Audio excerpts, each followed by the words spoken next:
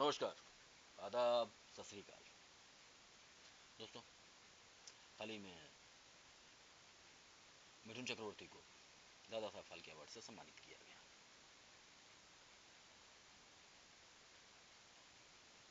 पूरी film industry दिखा तो यही रही है कि इस बात से बहुत खुश है। शत्रुघ्न सिन्हा हो या हेमा मालिनी हो या धर्मेंद्र हो, सारे सीनियर एक्टर्स ने मिथुन को बधाई दी है। लेकिन बहुत से सीनियर एक्टर्स, या यूं कहूं तो लगभग वो सारे सीनियर एक्टर्स जिनको अब तक फाल्के अवार्ड नहीं मिला, वो इशारों इशारों में, दबी जुबान में इस बात से थोड़ी नाराजगी जरूर जता रहे हैं। उनको ये लग रहा है कि यार हम तो मिथुन से ज़्यादा सीनियर है, हमको अभी तक नहीं मिला। मिथुन चक्रवर्ती जो हमसे इतने जूनियर हैं, उनको फाल्के अवार्ड पहले क्यों मिल गया। समाज के वो लोग जो एंटी बीजेपी हैं, जो बीजेपी का विरोध करते हैं, उनका ये कहना है कि मिथुन ने बीजेपी के लिए प्रचार किया था, लोकसभा के चुनाव में बीजेपी के लिए प्रमोशन किया था, जगह जगह बीजेपी के लिए रैलियां की थी। सरकार ने उनको यह अवार्ड इसलिए दिया है। अगर ऐसा होता, अगर ये सच होता, तो हेमा मालिनी तो बीजेपी से 3 बार की सांसद है, लगातार तीसरी बार उन्होंने बीजेपी को मथुरा की सीट जीत के दी है। धर्मेंद्र भी बीजेपी में रह चुके हैं। शत्रुघ्न सिन्हा एक लंबे समय तक बीजेपी में थे। बीजेपी उनको ये अवार्ड बहुत पहले दे सकती थी।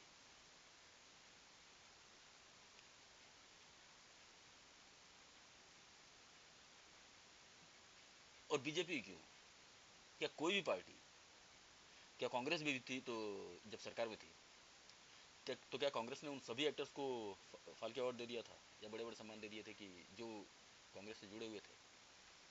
एक लंबी लिस्ट है एक्टर्स की जो कांग्रेस से जुड़े हुए थे, नहीं दे पाई सबको।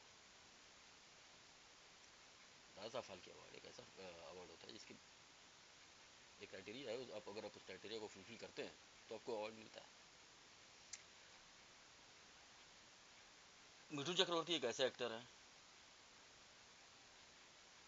उन गिने चुने एक्टर्स में से हैं जिनको उनकी पहली फिल्म के लिए नेशनल अवार्ड मिल गया। एज एक्टर उनके अंदर क्या पोटेंशियल है, उनकी क्या क्षमता है, उन्होंने पहली फिल्म में ही साबित कर दिया था। मिथुन के स्ट्रगल की, उनके संघर्ष की एक पूरी गाथा है। मुझे लगता है मिथुन से पहले या अब तक किसी ने उस लेवल का संघर्ष किया है। नेशनल अवार्ड मिलने के बाद भी उनकी हालत थी कि उनके पास खाने के पैसे नहीं थे। एक पत्रकार जब उनका इंटरव्यू लेने गया, जब उसको पता चला कि उनको नेशनल अवार्ड मिला है, तो सबसे पहले तो उनको ढूंढने में बहुत परेशानी हुई। कहीं ऐसी जगह रहते थे जहाँ पहुँचना बड़ा मुश्किल था, पता नहीं सड़क पर या किसी झुग्गी झोपड़ी में रहते थे। जब पत्रकार उनके पास पहुँचा कि मैंने सुना है कि, और जो उनसे कहा कि मैंने सुना है आपको नेशनल अवार्ड मिला, मैं आपका इंटरव्यू लेना चाहता हूँ, तो मिथुन ने उस पत्रकार से कहा कि ठीक है, मैं आपको इंटरव्यू दे दूंगा, लेकिन उसके पहले आप मुझे भरपेट खाना खिलाइए। ये हालत थी उस साल के नेशनल अवार्ड विनर एक्टर की। साल था 1976। उसके बाद उनको काम नहीं मिल रहा था। जहाँ काम मांगने जाते लोग कहते, और सच में बहुत काले थे, कि यार तुम इतने काले हो, तुमको हीरो कैसे बनाया जा सकता है? तो कहते मुझे विलेन ही बना दो। नहीं यार, तुम इतने काले हो, विलेन देखते हो कैसे होते हैं? जाओ प्रेम चोपड़ा को देखो, रंजीत को देखो, जो जितने भी सीनियर विलेन थे, और ये सारे बड़े स्मार्ट थे, दिखने में बड़े हैंडसम थे, गोरे चिट्टे थे, लंबे चौड़े थे। जाओ अजीत साहब को देखो, प्राण साहब को देखो, विलेन ऐसे होते हैं। और वहाँ से उन्होंने अपना स्ट्रगल शुरू किया। उनका कहना, मैंने ये देखा कि यार मेरी शक्ल तो अच्छी नहीं है, मैं बहुत काला हूँ, मैं कर क्या सकता हूँ, मुझे काम क्यों मिलेगा? तो उनका कहना है कि मुझे लगा कि मेरा डांस अच्छा है, तो मैंने डांस का एक यूनिक स्टाइल शुरू किया। अपने पैरों का पर इतना काम किया, अपने फुटस्टेप से इतना काम किया कि लोगों का ध्यान सिर्फ मेरे पैरों पर रहा। और सच में डांस मिथुन ने लेट 70s से लेकर के और लेट 90s तक डांस में जिस तरह से पैरों का इस्तेमाल किया है, वैसे इस्तेमाल कोई उसके पहले कोई डांसिंग स्टार नहीं करता था। उसके बाद तो बहुत से आए, बड़े बड़े डांसिंग स्टार आ गए, ऋतिक रोशन आ गए, टाइगर श्रॉफ हैं, बहुत बड़े बड़े डांसर हैं। लेकिन मिथुन की तरह पैरों का इस्तेमाल जब तक मिथुन हीरो थे तब तक कोई नहीं करता था। अपने डांसिंग स्किल पर काम किया, अपने एक्शन पर काम किया, और सब यूनिक था, उनका एक्शन भी यूनिक था। वैसे उनके पहले मिथुन पहले वैसा एक्शन भी कोई नहीं करता था। इन स्किल्स पर काम किया, काम मांगने के लिए मेहनत की, उस लेवल का स्ट्रगल किया, तो स्टार बने। पैसों की जरूरत ज़्यादा थी, ये भी उन्होंने मिथुन ने उन गिने चुने एक्टर्स में से ये बहुत जल्दी समझ गए कि सिर्फ बेहतरीन फिल्में करने से कुछ नहीं होता है। आप कितने बेहतरीन एक्टर है, उसे कुछ नहीं होता है। अपनी जगह मजबूत करने के लिए आपको ज़्यादा से ज़्यादा काम करना है। मिथुन जिस मात्रा में फिल्में करते थे, एक वक्त में, एक ही दिन में 8-8 फिल्में, 10-10 फिल्म, 12-12 फिल्मों की शूटिंग करते थे। ज़्यादा फिल्में करने के चक्कर में गोविंदा ने अपना करियर खराब कर लिया, क्योंकि अधिक फिल्में करने की वजह से हर फिल्म को समय से टाइम नहीं दे पाते थे। लेकिन मिथुन लगभग 400 फिल्में कर चुके हैं, और आपको पूरी फिल्म इंडस्ट्री में एक प्रोड्यूसर ऐसा नहीं मिलेगा जो ये कहे कि मिथुन ने उसके साथ प्रोफेशनली बिहेव नहीं किया है, उसकी फिल्म को टाइम नहीं दिया है, उसके सेट पर 1 मिनट भी लेट आए हैं, या उसको अपनी फिल्म करने में किसी वजह से, मिथुन की वजह से किसी तरह की परेशानी हुई है। सेट पर सबके साथ मित्रवत व्यवहार रखना, बहुत सी चीज़ें थी उनको उनको एक बड़ा स्टार बनने में। ये बहुत सी चीज़ें थी जिसने उनकी मदद की। इसके बाद जो सबसे बड़ी वजह होती है वो है मिथुन का वर्करों के प्रति समर्पण की भावना। अर्ली 80s में आकर मिथुन एक बहुत बड़े स्टार के रूप में मिथुन अपने आप को स्थापित कर चुके थे। एक दिन ऐसा होता है, किसी आउटडोर में थे और शूटिंग हो रही है, तो उन्होंने देखा कि एक लाइटमैन के हाथ में खाने की प्लेट थी और वो खाना खा रहा है। तो उन्होंने कहा, तुम लोग ऐसे खाना क्यों खा रहे हो? कुछ 2-2:30 बज रहे थे, लंच ब्रेक तो कब का हो चुका है। तो उस लाइटमैन ने उनसे कहा कि सर, लंच ब्रेक सिर्फ आपका हुआ है, हम लोग को ऐसे ही खाना पड़ता है। हम जितने भी लाइटमैन है एक एक जाता है और अपना खाना लेके आता है, काम भी चालू रहता है और खाना भी खाते रहता है। तो उन्होंने कहा ये क्या है? तब तक उनका ध्यान प्लेट पर गया, खाना बड़ा घटिया क्वालिटी का था। ये देखकर मिथुन और नाराज हो गया, पहले तो हैरान हुआ, बहुत नाराज हुए। उनका ये क्या है, हम लोगों ने जो खाना खाया वो खाना दूसरा था, हम लोग खाना ये कैसे खाना खा रहे हैं आप? तो उस लाइटमैन कहा, सर आप स्टार हैं, आप लोगों के लिए अलग खाना आता है, हम वर्कर्स के लिए इसी टाइप का खाना आता है। ये देखकर मिथुन बहुत नाराज हो गया और उन्होंने उसी वक्त शूटिंग रोक दी। तुरंत प्रोड्यूसर को बुलाया और कहा कि ये क्या है, खाने की क्वालिटी अलग अलग क्यों है? प्रोड्यूसर ने कहा कि सर ऐसा ही होता है, घटिया शूट में ऐसा ही होता है, सबको एक तरह का खाना दे तो फिल्म का बजट बढ़ जाएगा। अब ये देखकर मिथुन बहुत नाराज हुआ और शूटिंग रोक दी उन्होंने कहा कि इनके लिए अच्छी क्वालिटी खाना मंगाओ, और हमेशा वर्करों को वही खाना मिलेगा जो खाना हम लोग खाएंगे, सबको एक तरह खाना मिलेगा। पहले अपन को अच्छी क्वालिटी खाना खिलाइए, सारे वर्कर्स को भरपेट खाना खिलाइए, एक साथ सबको खाना खिलाइए, उसके बाद शूटिंग चालू होगी। प्रोड्यूसर क्या करता, तुरंत कुछ लोगों को भेजा, उसने खाना लाने के लिए गए, खाना लेके आए, सबको खाना मिला, उसके बाद शूटिंग चालू हुई। ये बात पूरी इंडस्ट्री में फैल गई कि मिथुन ने अपने सेट पर ऐसा ऐसा किया था। फिल्म इंडस्ट्री में काम करने वाले वर्कर्स के बीच में मिथुन एक चर्चा का विषय बन गए। कुछ समय बीता, एसोसिएशन उस समय भी थी, लेकिन एसोसिएशन ने यह फैसला किया, मिथुन बड़े स्टार हैं, अगर अपनी एसोसिएशन से हम लोग इनको जोड़ें तो वर्करों का ज़्यादा भला होगा, वर्कर्स को बहुत सी सुविधाएं मिल सकती हैं, क्योंकि जब एक बड़ा स्टार हम लोगों को रिप्रेजेंट करेगा तो लोग हमारी बातें ज़्यादा सुनेंगे।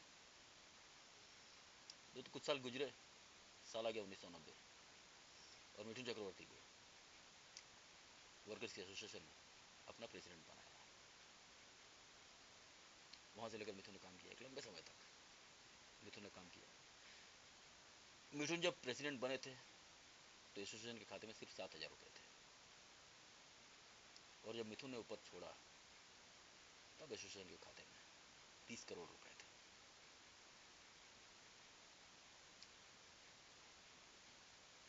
जहाँ तक मैं समझता हूँ कि जब 1990 में मिथुन बने होंगे तो मुझे नहीं लगता कि वर्कर्स को 30-40 रुपये ज़्यादा एक दिन का मिलते होंगे।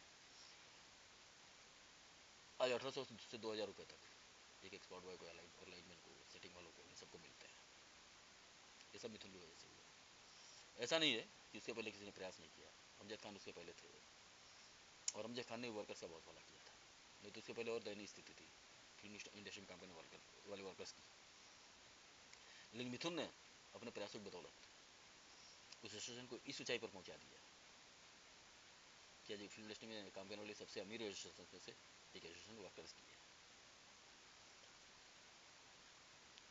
ये काम तो उन्होंने वर्कर्स के लिए किया।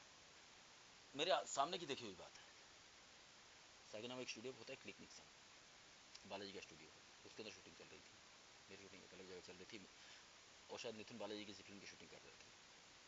कुर्ता पायजामा उन्होंने पहना हुआ था, व्हाइट कलर कुर्ता और पायजामा था। मेरे सामने, मैंने अपनी आंखों के सामने देखा कि मिथुन जब अपनी वैनिटी वन से बाहर आते हैं तो बालाजी के अंदर काम, वो बहुत बड़ा स्टूडियो है और बहुत से अलग शूटिंग चलती रहती है उसके अंदर। सारे वर्कर्स मिथुन की वैनिटी घेर के खड़े हो गए, और जो वर्कर्स का और मिथुन का रिश्ता मैंने देखा, ऐसा वेलकम शायद ही मैंने किसी का देखा होगा। और जिस तरह से मिथुन वर्कर्स के साथ पेश आ रहे थे, बातें कर रहे थे, वो दृश्य अद्भुत था।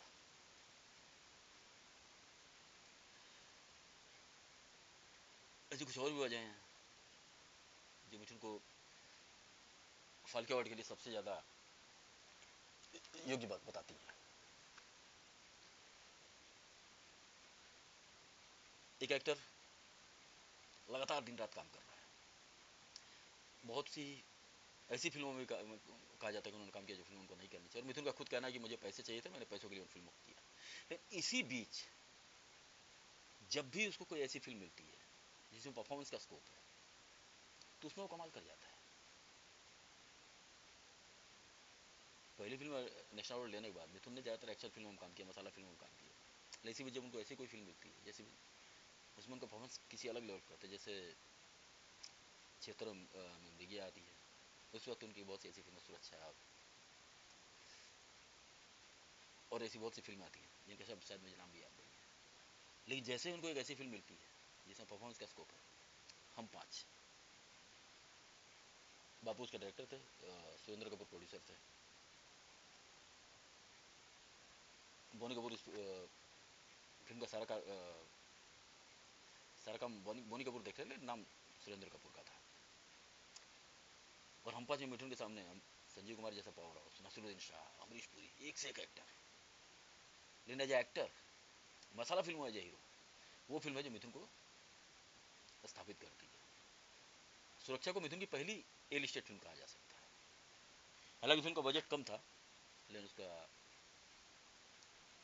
सब्जेक्ट बहुत स्ट्रांग था, और खासकर बापू डायरेक्टर बहुत बेहतरीन थे, और उन्होंने बहुत बेहतरीन तरीके से एक शॉट पिक्चर किए थे। लेकिन परफॉर्मेंस तो एक्टर को करनी पड़ती है, वो चाहे मिथुन हो, संजीव कुमार हो, कन्हैया लाल एक और बेहतरीन नेगेटिव कैरेक्टर थे, एक मुनीम का कैरेक्टर था उनका, नसीरुद्दीन शाह, हर एक्टर ने अपना काम बेहतरीन किया था। और इन बेहतरीन परफॉर्मेंसेस के बीच में मिथुन ने अपनी छाप छोड़ी। फिल्म को पूरी तरह से मिथुन और संजीव कुमार की फिल्म कहा जाए तो गलत नहीं होगा, क्योंकि यही दो एक्टर हैं जो पूरी फिल्म पर छाए हुए हैं। उसके बाद फिर उनकी डिस्को आंसर जैसी कुछ फिल्में आती हैं जो ब्लॉकबस्टर होती हैं, बहुत सारे रिकॉर्ड्स बनाती हैं। लेकिन एक्टर जो अगली बेहतरीन फिल्म आती है वो आती है प्यारी बहना, फिर बापू, प्यारी बहना में उनकी परफॉर्मेंस देखी। उसके बाद आती है प्रेम प्रतिज्ञा, प्रेम प्रतिज्ञा के बाद अग्निपथ, सेंट्रल कैरेक्टर अमिताभ का है, लीड कर रहे हैं, मिथुन एक सपोर्टिंग रोल में, लेकिन सपोर्टिंग रोल में मिथुन पूरी फिल्म पर छाए हुए हैं। उसका ताजर कथा आती है जिसके लिए फिल्म नेशनल अवार्ड मिल जाता है। और इस बीच बहुत सी ऐसी फिल्में आ रही हैं जिनमें सिर्फ एक्शन है, नाच डांस गाना है, ये सब चल रहा है। और मिथुन का खुद कहना है वो फिल्में सिर्फ पैसे के लिए करता था, पैसे के लिए करता, जैसे स्क्रिप्ट मिलती वैसा सेट पर परफॉर्म करता। लेकिन ज़्यादा फिल्में करना मेरे लिए ज़रूरी था। और इसमें मिथुन का टाइम मैनेजमेंट ऐसा था कि किसी प्रोड्यूसर को शिकायत का मौका नहीं मिलता। तादर कथा करते हैं, गुड़िया आती है, स्वामी विवेकानंद आती है जिसमें रामकृष्ण परमहंस की भूमिका में। इसी बीच एक ऐसी फिल्म भी आती है जिसकी चर्चा कम होती है, वो बापू की फिल्म थी परमात्मा, मिथुन का डबल रोल था। और शायद उस फिल्म के क्या तक मिथुन की उम्र बढ़ने लगी थी, इसलिए जो छोटे भाई का रोल था उस कैरेक्टर में थोड़ी उनकी उम्र थोड़ी ज़्यादा लग रही थी, लेकिन जो सेंट्रल कैरेक्टर फिल्म का, जो पंडित का रोल है बड़े भाई का, उसमें मिथुन ने जो अभिनय किया है, फिल्म इंडस्ट्री के इतिहास में कुछ यादगार परफॉर्मेंसेस में से एक है। स्वामी विवेकानंद के लिए मिथुन को बेस्ट सपोर्टिंग एक्टर का नेशनल अवार्ड मिलता है, और मिथुन को नेशनल अवार्ड देते वक्त उस जूरी में महान डायरेक्टर ऋषिकेश मुखर्जी भी थे। उनका कहना था कि मेरे लिए दुर्भाग्य की बात है कि मैं तुमको बेस्ट सपोर्टिंग एक्टर का नेशनल अवार्ड दे पा रहा हूँ, मैं क्या करूँ, सपोर्टिंग रोल है, नहीं तो तुम बेस्ट एक्टर का नेशनल अवार्ड डिजर्व करते हो, लेकिन मेरी मजबूरी मैं तुमको बेस्ट सपोर्टिंग एक्टर का नेशनल अवार्ड दे रहा हूँ। और जो परफॉर्मेंस तुमने दी है, ये परफॉर्मेंस की निकलवाना किसी डायरेक्टर के बस की बात नहीं है, ऐसी परफॉर्मेंस सिर्फ भगवान ही निकलवा सकता है। इससे बड़ा कम्प्लीमेंट क्या होगा किसी एक्टर के लिए। इसके और भी कुछ फिल्में आती हैं जिसमें मिथुन बेहतरीन अभिनय करते हैं। एक और फिल्म है जो मेरे ख्याल से 2004 या 2005 के आसपास आई थी, फिल्म थी ऐलान। 2-3 साल के बाद मिथुन ने उस फिल्म के जरिए फिल्म इंडस्ट्री में फिर वापसी की थी। मिथुन का नेगेटिव कैरेक्टर था, एक सोफिस्टिकेटेड डॉन का रोल था। उस फिल्म में अर्जुन रामपाल, राहुल खन्ना, जॉन अब्राहम जैसे एक्टर्स थे। फिल्म का विलेन पूरी फिल्म पर हावी है, बेहतरीन परफॉर्मेंस। और वो फिल्म शायद जितनी चलनी चाहिए थी इसी वजह से नहीं चली कि मिथुन के सामने कोई भी एक्टर, ऐसे कहना नहीं चाहिए, हर एक्टर अपनी जगह अच्छा ही होता है, लेकिन सीन देखते हुए मुझे खाली लग रहा था। मिथुन के सामने कोई खड़ा होता ही नहीं दिख रहा था। फिल्म देखते हुए ये लग रहा है कि एक विलेन ही अपने कंधे पर पूरी फिल्म को ढो रहा है। जो परफॉर्मेंस चाहिए ना वो अर्जुन रामपाल दे पा रहे थे, ना जॉन अब्राहम दे पा रहे थे, ना राहुल खन्ना दे पा रहे थे। जहां मिथुन को मौका मिला उन्होंने अपना काम पूरी ईमानदारी से किया और अपनी परफॉर्मेंस को उस लेवल तक लेके गए जहां तक पहुंचना किसी के लिए मुश्किल था। चिंगारी देखिए, कल्पना लाजमी की फिल्म थी, उसमें उनकी परफॉर्मेंस देखिए, वो भी नेगेटिव रोल है। भुवन पांडा, सुष्मिता सेन लीडिंग लेडी है और मिथुन का एक नेगेटिव कैरेक्टर है। वो पूरी पूरी फिल्म आपको सिर्फ मिथुन के सीन्स याद रहते हैं। कहने का मतलब ये है कि Dada Saheb Phalke award film industry में उससे बड़ा कोई अवार्ड नहीं होता है, लेकिन इस अवार्ड को सिर्फ आप किसी एक चीज़ के ऊपर लेकर नहीं चल सकते। ये नहीं कहा जा सकता कि बहुत बड़े स्टार रहे हैं इसलिए इनको अवार्ड मिलना चाहिए। जिस साल ये अवार्ड दिया जाता है उस साल जितने सीनियर एक्टर हैं उन सब के पूरे जीवन काल को देखा जाता है कि अपने जीवन काल में क्या किया है। धर्मेंद्र बहुत बड़े एक्टर रहे, बहुत बड़े स्टार रहे हैं अपने दौर के, 60 के दशक की शुरुआत से लेकर अब तक एक लंबे अरसे तक उन्होंने फिल्म इंडस्ट्री की सेवा की है और बहुत सी बेहतरीन फिल्में दी हैं, बहुत सी सुपरहिट, बहुत सी ब्लॉकबस्टर फिल्में दी हैं। यहाँ तक कि उस कालखंड में जब अमिताभ पहले नंबर से लेकर 10वें नंबर तक रहते थे और